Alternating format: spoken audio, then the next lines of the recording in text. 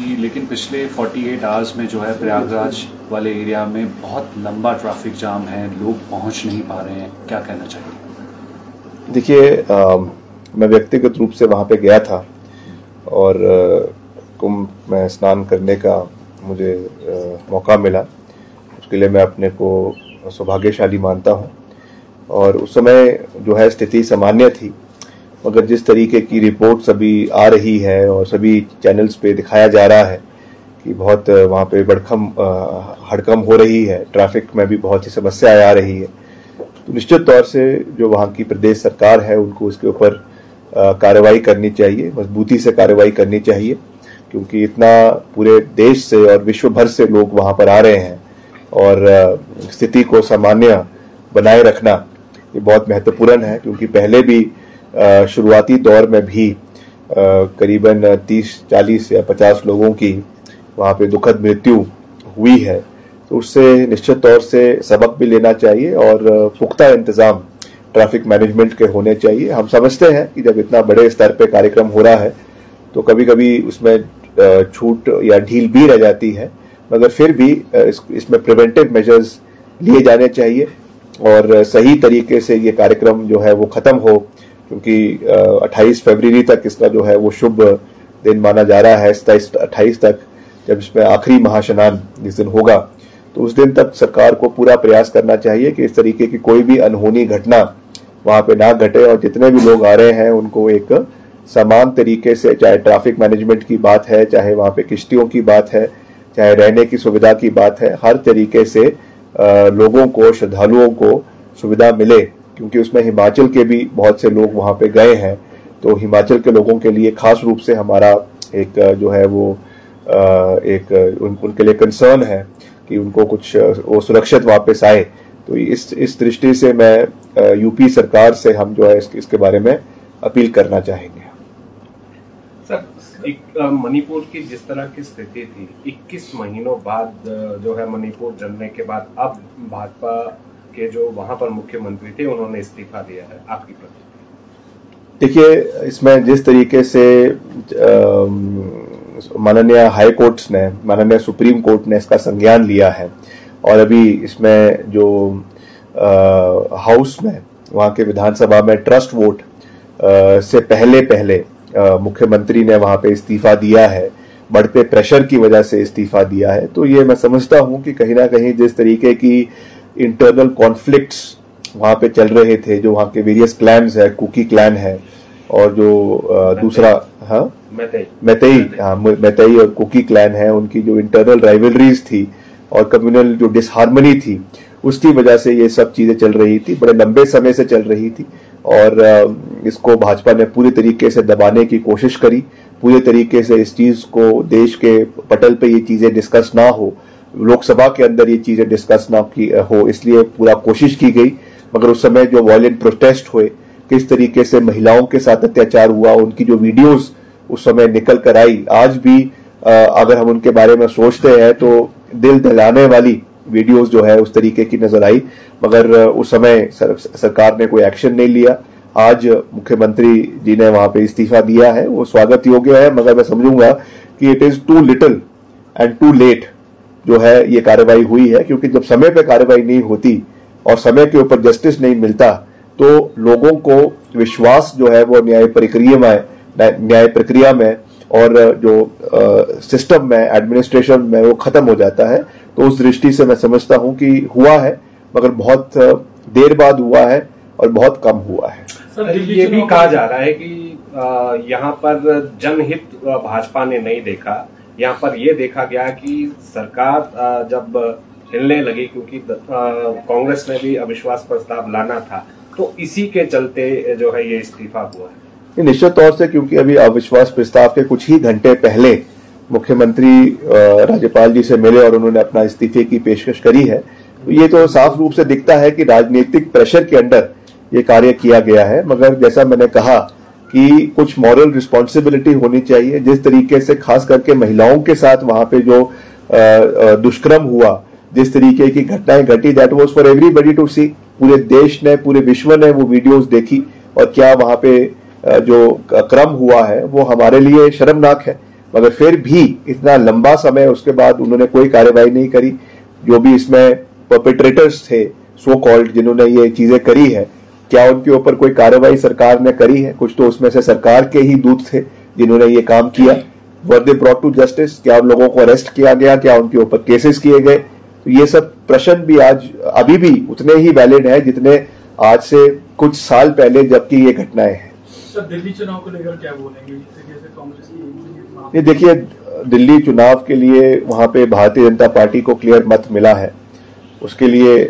Democracy है, लोकतंत्र है, और जिनको क्लियर मत मिला है उनको हमें स्वीकार भी करना है, उन्हें शुभकामनाएं भी देनी है। और जहां तक इसमें मेन कॉन्टेस्ट था, ये हम सब जानते हैं कि मेन कॉन्टेस्ट जो था वो भारतीय जनता पार्टी और आम आदमी सरकार, आम आदमी पार्टी जिनकी सरकार वहां पे पिछले 10 साल से थी, उनके बीच में था। और उसमें कहीं ना कहीं भारतीय जनता पार्टी अपना नैरेटिव दिल्ली में सेट करने में कामयाब हुई है। बहुत से मुद्दे वहां पे रहे, चाहे पोल्यूशन है, चाहे गंगा को साफ करने की यमुना को साफ करने की बात है, एयर क्वालिटी जो वहां पे इंडेक्स है जिस तरीके से वो बिगड़ रहा है, इन सब चीजों की बात की, डबल इंजन सरकार की बात की। मगर हमको ये भी देखना है, और ये एक फैक्ट है, और ये चीज आज केवल दिल्ली के परिप्रेक्ष्य में नहीं मगर पूरे देश के परिप्रेक्ष्य में देखी जा रही है कि जहां पर भी ऑपोजिशन की सरकारें हैं वहां पर एक कैलकुलेटेड तरीके से, एक सिस्टमैटिक तरीके से केंद्र सरकार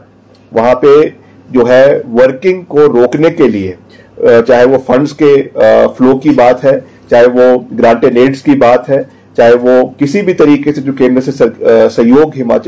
किसी भी राज्य को मिलता है उसको दबाने की बात है, उस चीज को करते हैं। और फिर उसके बाद जो है उसके कैपिटल डिविडेंड्स आने वाले समय में लिए जाते हैं। तो ये एक पूरे राष्ट्रीय परिप्रेक्ष्य की बात है, मगर मैं अभी उन चीजों में नहीं जाना चाहता हूं। जहां तक दिल्ली की बात है, निश्चित तौर से कांग्रेस पार्टी का परफॉर्मेंस निराशाजनक रहा है, इसमें कोई दो राय नहीं है। और इस पे जो हमारी कांग्रेस पार्टी की हाईकमान है उनको संज्ञान इसका वो लेंगे। और आने वाले समय में, क्योंकि अभी तो क्लियर फाइट जो है वो आम आदमी पार्टी के साथ थी, मगर फिर भी सबसे ओल्डेस्ट पार्टी कांग्रेस पार्टी रही है जिन्होंने 15 साल वहां पे रूल किया है। और उसके बाद भी हमारा वहां पे खाता ना खुलना, ये इसमें कोई दो राय नहीं है कि ये एक वार्निंग बेल है, और हमें इससे आने वाले समय में सबक लेना चाहिए। और अभी से ही जो है वहां पे ग्रास रूट पर कैसे हमें पार्टी को मजबूत करना है उसके ऊपर कार्रवाई होनी चाहिए, ताकि in the times to come principal opposition जो है वो कांग्रेस वहां पे बने, और फिर जो है आने वाले समय में हम वहां पे पार्टी को मजबूत कर सके। सर, ये नेता प्रतिपक्ष का कहना है कि सीएम करोड़ों रुपए खर्च जुटा रहे हैं अपने नेताओं पे, और जो नए अधिकारी हिमाचल प्रदेश में आ रहे हैं उनसे परहेज क्यों है? अब देखिए, ये निर्णय तो मुख्यमंत्री जी ने लिया है, तो वही इसके बारे में कह सकेंगे पूरे रूप से कि किस परिप्रेक्ष्य में उन्होंने आईपीएस ऑफिसर्स और आईएएस को जो नए बैच के हैं उनको हिमाचल ने लेने से मना किया है। मेरे को इसके बारे में जो है ऑफिशियल इसके बारे में इसकी अंडरस्टैंडिंग नहीं है, क्योंकि मेरे डिपार्टमेंट से कंसर्न नहीं है। मगर फिर भी किसी चीज को मद्देनजर रखते हुए ये डिसीजन लिया होगा, तो government and the chief minister will be in a better position to answer this question. देखिए, हिमाचल प्रदेश सरकार ने ओपीएस तो लागू किया, लेकिन अब यूपीएस यानी यूनिफाइड पेंशन स्कीम को लेकर जो है लगातार केंद्र सरकार की तरफ से दबाव बनाया जा रहा है। दूसरी बार पत्र लिखा गया है। क्या आप देखते हैं कि क्या यूपीएस लागू होना चाहिए, क्योंकि एनपीएस का पैसा जो है वो भी अभी नहीं मिला, 9,000 करोड़ रुपया भी मिलना है। किस तरह से देखते हैं आप उसको? नहीं, इस पे हम डिस्कस करेंगे, क्योंकि हमने जब ओपीएस को लागू किया था उस समय तो यूपीएस नहीं था, ये बाद में लागू किया गया है। और केंद्र सरकार द्वारा पिछले बजट में इसकी अनाउंसमेंट हुई है और उसके बाद इसको किया जा रहा है। तो इस परिप्रेक्ष्य में कैबिनेट मीटिंग में हम इसके बारे में डिस्कस करेंगे मुख्यमंत्री जी से, और क्या विचार इसमें बनता है, जिसमें हमने मेन एजेंडा है प्रदेश के कर्मचारियों के हित को साधना। तो उसमें क्या ज्यादा बेनिफिशियल है, ओपीएस ज्यादा बेनिफिशियल है या यूपीएस ज्यादा बेनिफिशियल है, तो उस चीज के प्रोज एंड कॉन्स सब चीज के देखे जाएंगे, और उसके परिप्रेक्ष्य में कैसे फिर इसको आने वाले समय में इम्प्लीमेंट करना है जिससे प्रदेश के कर्मचारियों का हित बरकरार रहे, उस दृष्टि से हम आगे बढ़ेंगे। और निश्चित तौर से जो उसके फाइनेंशियल इम्प्लीकेशंस है उसको भी स्टडी करने की आवश्यकता है। कितना बोझ उससे सरकार के ऊपर पड़ रहा है, किससे कम होता है, कौन सी स्कीम को अडॉप्ट करने से कम बोझ पड़ता है, इन सब परिप्रेक्ष्य को देखा जाएगा और उसके बाद जो है कैबिनेट और मुख्यमंत्री जी इस पे अंतिम फैसला लेंगे। ये जो 9,000 करोड़ रुपया अभी तक नहीं मिल पा रहा है, जिसकी डिमांड लगातार 2 साल से आप लोग कर रहे हैं, क्या इसके लिए आगे कोई वार्ता या कोई और? नहीं, लगातार देखिए जो इसमें क्योंकि पर्सनल डिपार्टमेंट है जो इस विषय को केंद्र सरकार से टेकअप करता है, तो आई एम श्योर उनका रेगुलर कॉरेस्पॉन्डेंस उनके साथ चल रहा है और मुख्यमंत्री जी इस विषय में काफी बारी सार्वजनिक रूप से भी बोल चुके हैं और पार्टी फोरम पे भी बोला है और कैबिनेट पे भी इसके ऊपर चर्चा हुई है कि जो उनका पैसा 9,000 करोड़ रुपए वहां पे जमा है, जो उनका ही पैसा है, कर्मचारियों का पैसा है, जो उनको मिलना उनका मौलिक अधिकार है, जो सरकार को वापस नहीं दिया जा रहा है, कर्मचारियों को नहीं दिया जा रहा है, तो उस विषय पे कार्रवाई होनी चाहिए। अब किन विषयों की वजह से वो पैसा नहीं दिया गया है वो केंद्र सरकार उस चीज को बेहतर जानती है, मगर मेरा तो ये मानना है कि हर चीज में राजनीति नहीं होनी चाहिए। अल्टीमेटली हम एक फेडरल डेमोक्रेटिक रिपब्लिक में रहते हैं जहां पर राज्य का अपना एक रोल है, केंद्र का अपना रोल है और डिफरेंस ऑफ ओपिनियंस हो सकते हैं, अलग अलग पार्टी की सरकारें केंद्र और प्रदेश में हो सकती है, मगर कुछ ऐसे विषय होते हैं जो प्रदेश हित के विषय हैं, उसमें हमें एक कलेक्टिव रूप से आगे बढ़ने की आवश्यकता है। प्रदेश के विकास, होलिस्टिक डेवलपमेंट, चाहे वो टूरिज्म है, चाहे वो कैपिटल इंफ्रास्ट्रक्चर है, रोड इंफ्रास्ट्रक्चर है, हेल्थ केयर है, उसमें हिमाचल बिना केंद्र के सरकार के साथ सर्वाइव नहीं कर सकता है। ये एक